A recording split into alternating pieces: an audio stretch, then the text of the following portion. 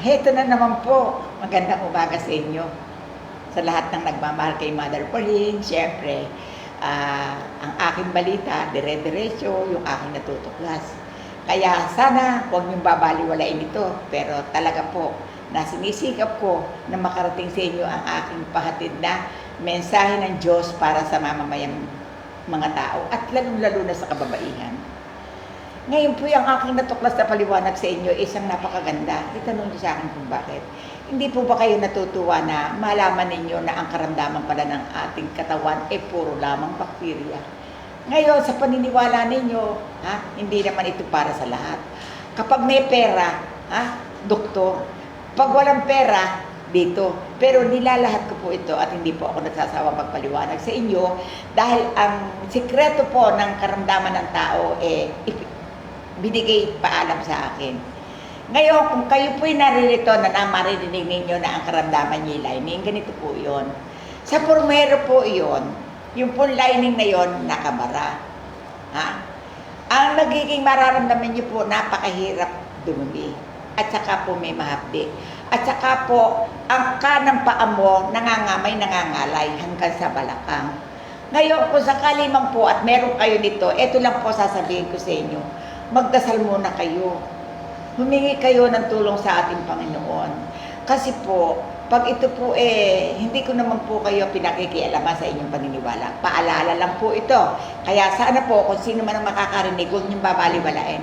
Kapag po kasi iyon ay naumpisahan na halimbawa mo, nagalaw na po iyon, mahihirapan na po tayo. Kaya po ito po, iyon po, bumababa, ganyan po yan, bilog po yan, bumababa lang po yung lining po na yun, naririyan, iyan po umaapaw doon, umaahon. Hindi nyo po alam kung ano kalukuwian yan. Iyan po, pag lumala na bukas makalawa, buwa po iyan, lalabas na po iyang ano na yan. Itanong nyo po sa akin kung saan nagmumula, kabubuhat. Gutom, nagbuhat. Ang tawag po dyan. Ito po, kung kayo meron nito, makinig kayo sa araw ng Pebrero 22. Ito po, ang tatalakayin ko. Kapag po iyan bumaba, buwa na po iyan.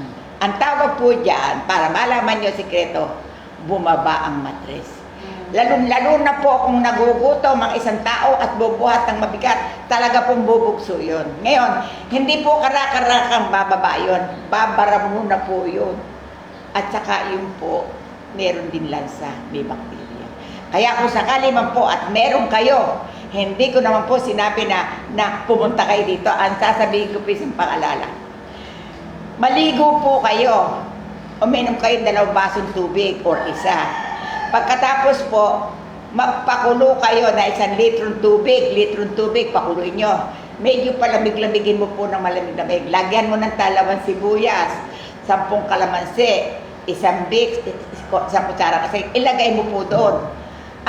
Tapos po, umupo ka, good for 1.5 minutes. Kaya idineklara ko po sa inyo, ang tawag po doon, kinobalt. Ang ibig sabihin po noon, yung mikrobyo, at saka po uminom kayo ng nilagang dahong bayabas para po sa infection. Siyempre po, mainam po yung may first aid kayo. Kumbaga sa part 1. Di po ba? Napakaganda po ng aking hatid. Kaya ito pong mayoma, marami pong sanhi yan. Lalo na po, nagkakaroon din po ng mayoma kapag kayo naoperahan na cesarean. May kapatid na rin po yun karelasyon dahil may nagupit na po doon sa loob. Kaya kung kayo man po nakarinig sa araw nito, in-explica ko po sa inyo ang aking nalalapan para kahit po kayo nasa malayo, magagawa nyo ito. Ngayon, hindi naman po kayo mabibigo. Itanong nyo po sa akin kung bakit. Pag po kayo may problema, pwede po kayo sasagutin ko. Kasi po, ito na po ang naging ko sa buhay ko. Dahil ako naman po, 85 years old na. Naglalaro na lang po ako sa buhay ko. Kaya kung sakali po, alamin nyo lang po yung number namin sa Facebook. Yung pong number 1, sumisigaw po ako sa inyo, yung pong number 1 sa Facebook na number, masipag po sumagot yun. Yun po ang tagasagot dito. Ngayon, kung aanuhin nyo naman po ang aking address, dahil marami pong nagtatanong sa Facebook, ang lugar, ito po, Barangay Tabi, Giginto, Bulacan. Sa Giginto kayo bumaba kung wala kayong sasakyan, bumaba kayo sa kanto ng Cruz, may tricycle po doon, itanong nyo po ang Mother Paring. Ang Mother Paring po, sa kanto papuntang hospital ng Giginto, may poong kayo makikita. Kaya po, kung sakali man po maraming nagtatanong at hindi po nasasagot, basta po ang inyong Barangay Tabi, Giginto, Bulacan. Ano ba yun?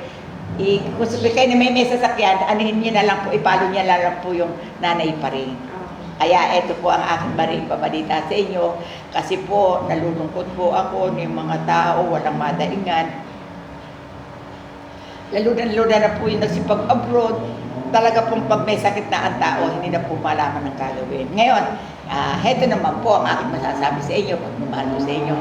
Hanggang ako man lang may konti pang nalalabing buhay, heto lang po ako. Sa paniniwala po ninyo, hindi naman po makasasama yun. At malalaman nyo naman po yung aking gagawin, dahil ito po 41 years ko nang ginagawa sa St. Joseph Chapel. Kaya po, pinarating ko po sa inyo ang paliwanag at ang pinaka-topic po at ulo ng aking paliwanag tungkol po dito sa kumakapal na lining.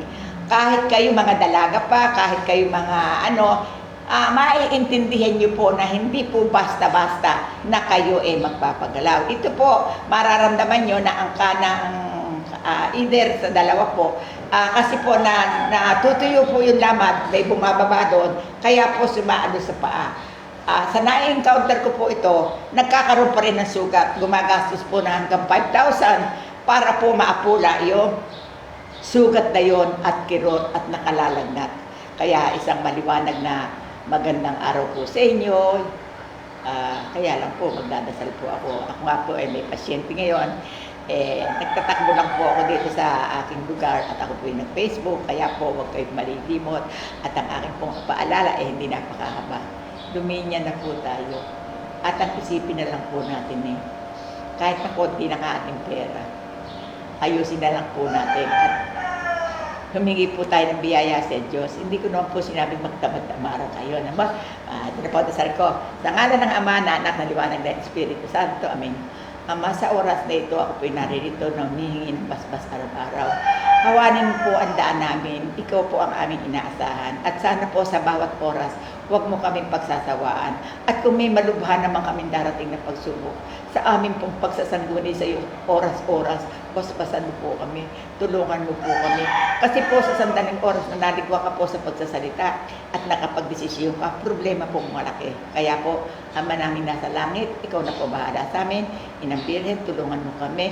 Mahal na Jesus, ikaw na po ang gumabay sa amin sa lahat ng oras na alam po namin lagi mo kaming hahawakan. Maraming po salamat sa inyo. Sa nagpa-follow up, ito lang po ako. Hindi na po kayo mahihirapan. Basta po sabihin nyo, Barangay Tabi, Giginto, Bulacan, at Mother Paring, St. Joseph Chapel. Kaya ito po, pumalakpak naman kayo dyan. Mababay na po kami. Salamat po.